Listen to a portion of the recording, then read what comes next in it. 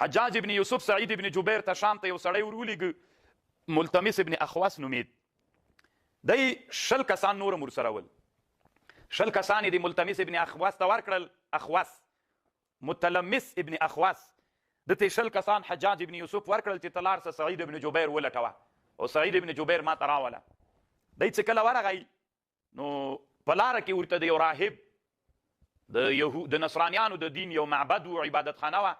په شام کې او دلته د عبادتخانه کې د نصرانیانو د دین یو راهب و. فسألوه عن پوښتنه یې ترنه وکړه د ده په باره کې ترې پوښتنه وکړله چې سعید ابن جبیر به چیرې پیدا کړو. راهب ورته ویلې وي تاسې ما ته صفت ووایي دا څنګه سړی ده تاسې خو یې راته وایي چې ما نو پوښتنه یې چې هغه صفت یې چې ورته وکړه چې داسې سړی ده داسې نو ده وروښوده بیا چې دا سړی دلته د مسلمانانو منځ کې یو عابد سړی ده او دی په پلان کیجي کې ده.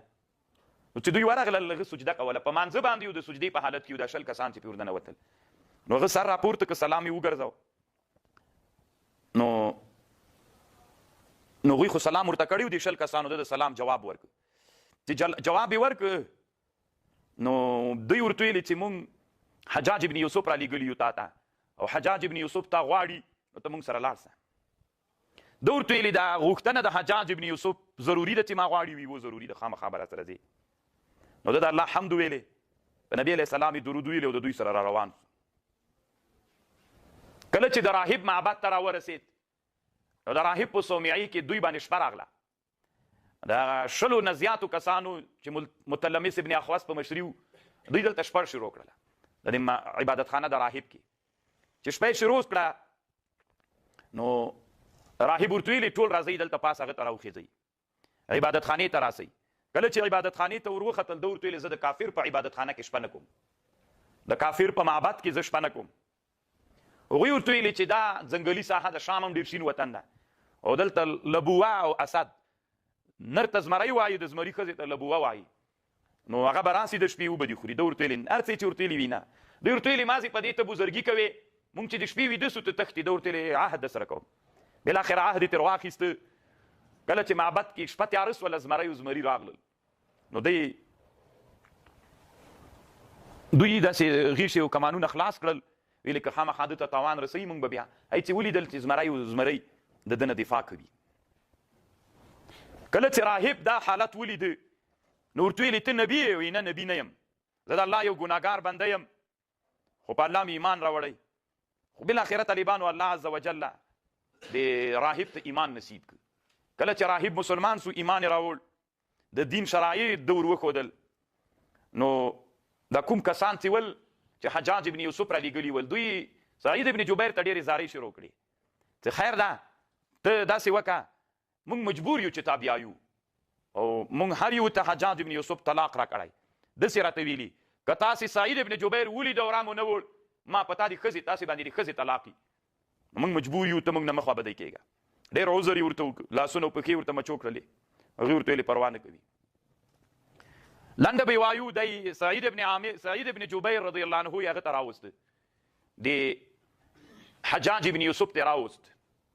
کله چې حجاج ابن یوسف ته کېناسته او حجاج ابن یوسف ورته ویلې نوم دې څه ده نو ده ورته ویلې سعید ابن جبیر انت شقي ابن کسیر دا دې تا نوم ده. ده ورته ویلې د ما مور د ما په نوم باندې له تا نه ښه خبره ده ته چې وایې چې د ما نوم شقي ابن کسیر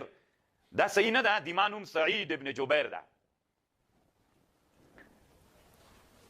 حجاج ابن یوسف ورته ویلې ته هم بدبخته یې او د تا مور هم بدبخته ده.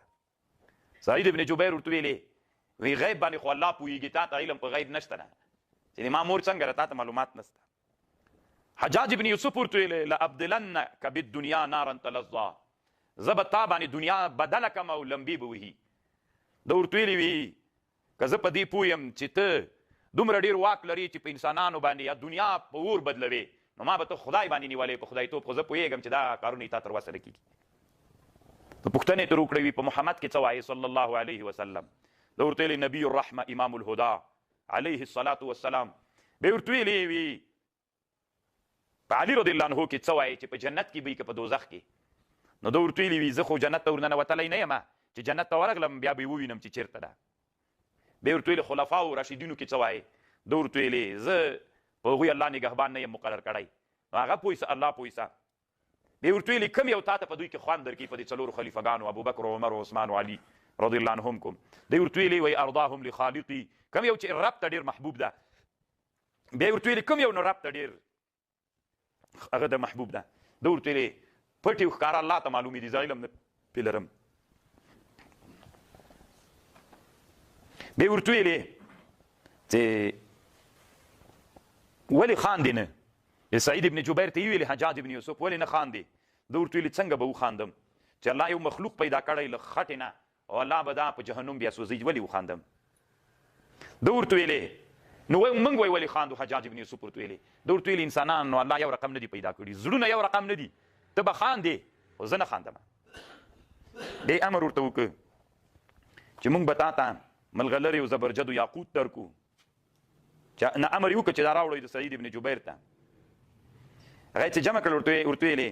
که دا دي تا وایي نو نن چې موږ په تا کومه د مرګ فیصله کړې په دې باندې ته دا فدیه که موږ ته او چې له مرګ نه ځان خلاص کړې پې باندې ده ورته ویلې وي دا که ته ما ته دا وایې نو په ورځ د قیامت بیا ته د دې نه چې څو چنده راجمع کړي د الله حضور ته وړاندې کړي ته بیا څنګه ځان خلاصوي لنډې دا طالبانو سعید ابن جبیر ناستو دلته حجاج ورته ویلې هلاک سي سعیده ده ورته ویلې هلاک به هغه څوک وي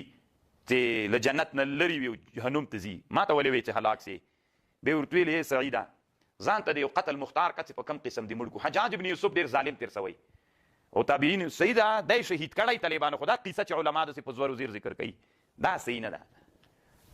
بیا یې ورته ویلې سعید ابن جبیر یو مرګ ځان ته مختار که په کم مرګ دې مړ کړو ده ورته ویلې حجاج ابن یوسف ته چې د تا کم مرګ خوښ چې بیا رب العالمین تا نه جزا واخلي په همغه مرګ مې مړ کړه که ته ما ته وایې خو بېرته بیا